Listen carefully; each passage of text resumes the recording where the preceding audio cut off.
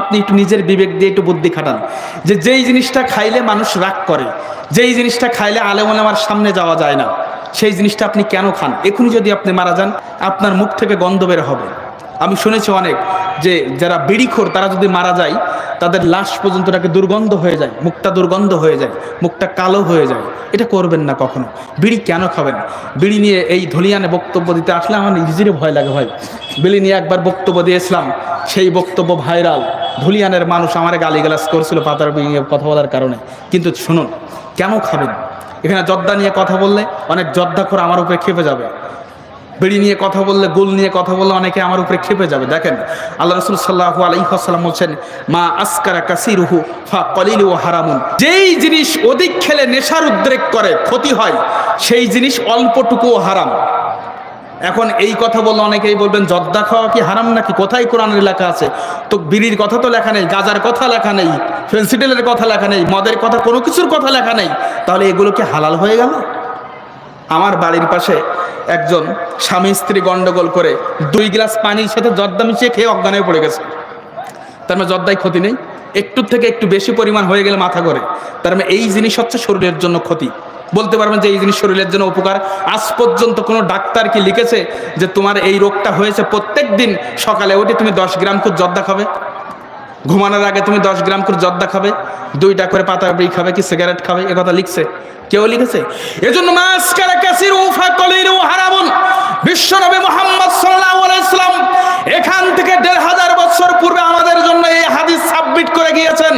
যেই জিনিস অধিক খেলে ব্যক্তির ক্ষতি রয়েছে, যেই জিনিস অনেক খেলে মানুষের দেহের ক্ষতি রয়েছে, এই জিনিস হচ্ছে হারাম। এই জিনিসে মুখ দেওয়া যাবে না। সূরা বাকারার 219 নম্বর আয়াতের মধ্যে আল্লাহ রাসূল সাল্লাল্লাহু আলাইহি ওয়াসাল্লাম বলেছেন যে ইয়াসআলুনাকা আনিল খামরি ওয়াল মাইসির, ও মুহাম্মদ সাল্লাল্লাহু আলাইহি ওয়াসাল্লাম, মানুষেরা তোমাকে জিজ্ঞাসা করে মদ এবং জুয়া সম্পর্কে, তুমি তাদেরকে বলো কুল ফীহিমা ইসমুন কাবীর ওয়া মানাফিউ লিন-নাস, এই মদ এবং জুয়ার মধ্যে মানুষের জন্য কল্যাণ রয়েছে, ওয়া ইসমুহুমা আকবারু মিন নাফিহিমা, কিন্তু এই মদ জুয়ার মধ্যে মানুষের জন্য যতটুকু কল্যাণ রয়েছে তার থেকে দ্বিগুণ পরিমাণ ক্ষতি এবং গুনাহের মধ্যে লুকিয়ে আছে। সুতরাং বোঝাই গেল যেই জিনিসের মধ্যে, যেই দ্রব্যের মধ্যে মানুষের জন্য লাভের থেকে, উপকারের থেকে ক্ষতির পরিমাণ বেশি, ওই জিনিসটা হচ্ছে হারাম। বুঝতে পেরেছেন? এবার আপনি বলুন, বিড়িতে ক্ষতি বেশি না উপকার বেশি? জর্দায় ক্ষতি বেশি না উপকার বেশি? ফেন্সিডিল, মদ, গাঁজা, ইয়াবা, আলাপাতা, ক্ষতি বেশি।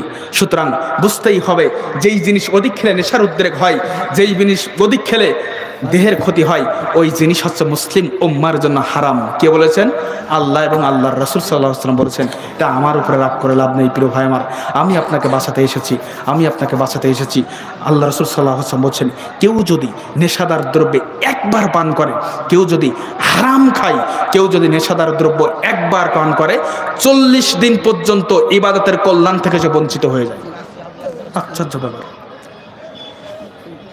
মানে এখনই আপনি হারাম খেয়েছেন, আপনার ইবাদত কবুল হওয়ার জন্য অপেক্ষা করতে হবে 40 দিন। কতদিন? আমি আপনাকে কিভাবে বোঝাবো? সুতরাং নেশাদার দ্রব্য পান থেকে আমাদেরকে বিরত থাকতে হবে। যুব সমাজ অধঃপতনের অন্যতম একটা কারণ হচ্ছে নেশাদার দ্রব্য পান করা।